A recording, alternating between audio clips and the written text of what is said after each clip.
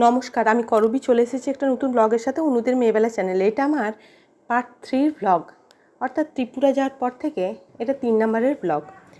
ত্রিপুরা পৌঁছানোর পর আমরা সকাল সকাল স্নান টান সেরে রেডি হয়ে বেরিয়ে পড়লাম সাইট সিন করার উদ্দেশ্যে।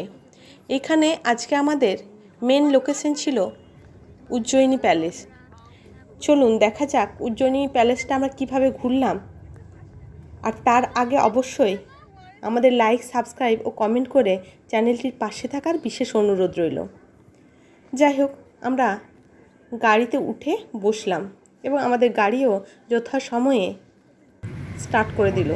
দেখুন এখানকার রাস্তাঘাটটা বেশ সুন্দর, পাহাড়ি অঞ্চল হলেও এখানটায় বেশ ঘনবসতি।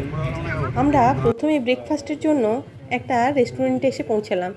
এখানে টোকেন দিয়ে খাবার ব্যবস্থা, অর্থাৎ প্রথমে ক্যাশ পেমেন্ট করে টোকেন নিতে হয় এবং পরে টোকেন নিয়ে অন্য কাউন্টারে গিয়ে সেটা দিলে তবে খাওয়া দাওয়ার জিনিসপত্র দেওয়া হয়। সেদিনে আমরা সকলের জন্য অর্ডার করেছিলাম ইডলি এবং মিষ্টি। যথাসময়ে ইডলি, সাম্বার এবং মিষ্টি চলে আসলো। ব্রেকফাস্ট সেরে আমরা চলে আসলাম উজ্জয়িনী প্যালেসে। এই দেখুন, প্রথমে গেটের কাছে দুই কন্যা মিলে বেশ কয়েকটা ফটোশ্যুট করে নিল। তারপর আমরা যথাসময়ে গেট খুলে ভেতরে প্রবেশ করলাম। এখানকার বাইরে থেকে ভিউটা দেখুন।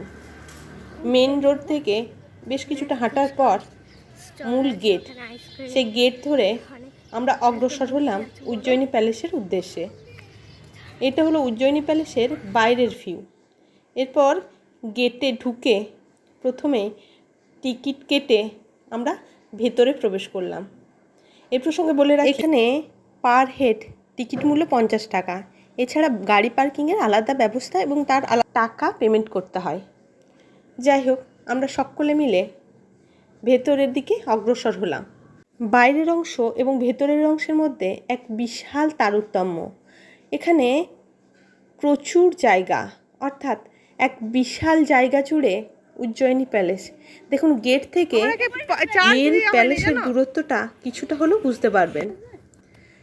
হালকা রোদ ও গরমের মধ্যে দিয়ে আমরা অগ্রসর হলাম মেন মিউজিয়ামের উদ্দেশ্যে।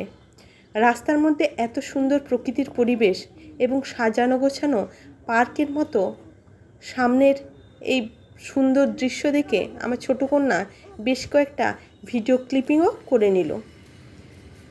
এরপরে সামনে দেখুন বেশ বড় সড়ো একটা